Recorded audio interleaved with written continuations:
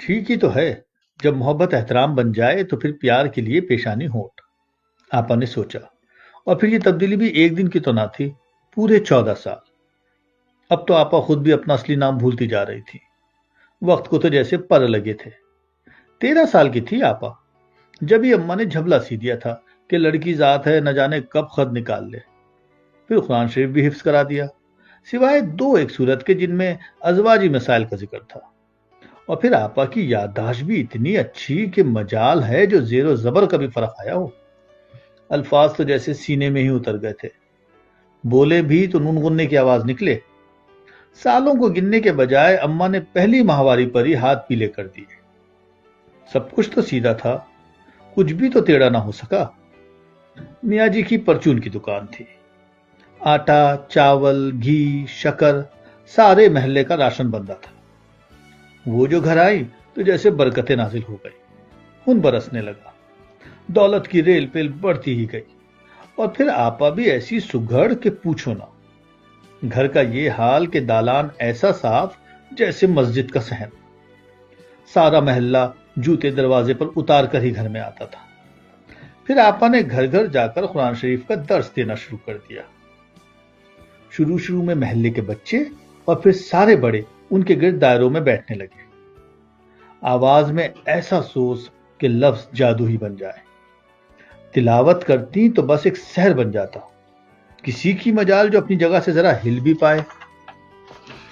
ادھر کاروبار تھا جو پھیلتا ہی جا رہا تھا۔ وقت کے ساتھ ساتھ میاں جی بھی آپا کے رنگ میں رنگتے چلے گئے۔ پہلے کچی ٹوپی، پھر داڑھی، اور پھر ٹخنوں سے اوپر تک پجامہ۔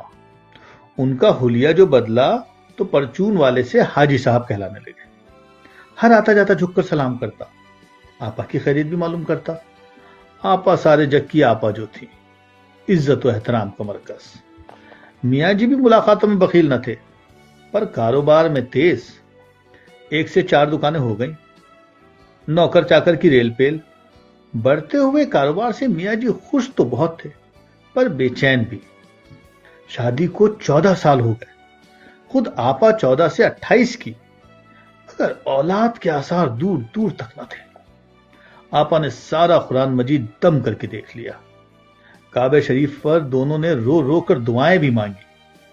ہر سال کے ملا کے 9 حج اور پھر ڈھیروں عمرے، مگر کیا بات تھی جو سنوائی نہیں ہو رہی تھی۔ ساری ہی برکتیں تھیں، ایک لے دے کر یہی اولاد کی رحمت کہیں درمیان میں رک گئی تھی۔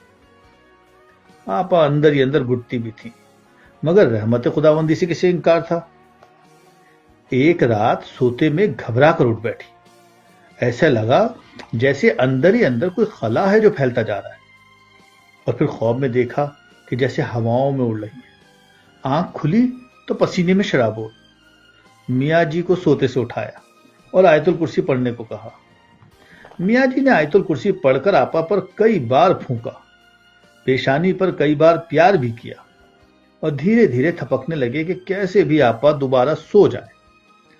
سونے کو تو آپا سو گئی، مگر دل پر اتنا بوجھ کہ جیسے سل رکھی ہو۔ صبح سویرے میاں جی اٹھ کر دکان چلے گئے۔ جاتے جاتے پھر پیشانی پر بوسہ دیا اور وعدہ لیا کہ اس بار ڈاکٹروں سے بھی علاج کروائیں گی، پر فائدہ تو کچھ نہ ہوا۔ ہاں، اس بات نے آپا کی نیند ہی اڑا دی کہ اللہ کی رحمت کا نزول دراصل آپا ہی کی صحت میں کمی کی وجہ سے نہیں ہو رہا ہے۔ اب تو یہ حال کہ سوتے جاگتے قرآن شریف کی تلاوت کرتی، اور رات دیر تک نمازیں۔ پہلے میاں پر پڑھ کر پھونکتی تھی، اب خود پر۔ ادھر میاں جی بھی کچھ دنوں تک دکان پر کھوئے ہوئے رہے۔ آخر ایک دن آپا کے دونوں ہاتھوں کو تھام کر سامنے دوزانوں ہو کر بیٹھ گئے۔ بڑی ہی ملائمت سے آپا سے کہا، دین و دنیا کے سارے ہی سبق آپ نے مجھے پڑھائے ہیں۔ آپ جو پہلے دل کا پیار تھی، اب آنکھ کا احترام بھی ہے، خود شریعت میں بھی ہے، اور آپ تو ایمان کی اعلیٰ منزلوں سے واقف ہیں۔ مجھے اجازت دے دیجئے کہ محض اولاد کے خاطر دوسری شادی کر لوں، ورنہ اس بڑھتے ہوئے کاروبار کا تو کوئی بھی وارث نہیں۔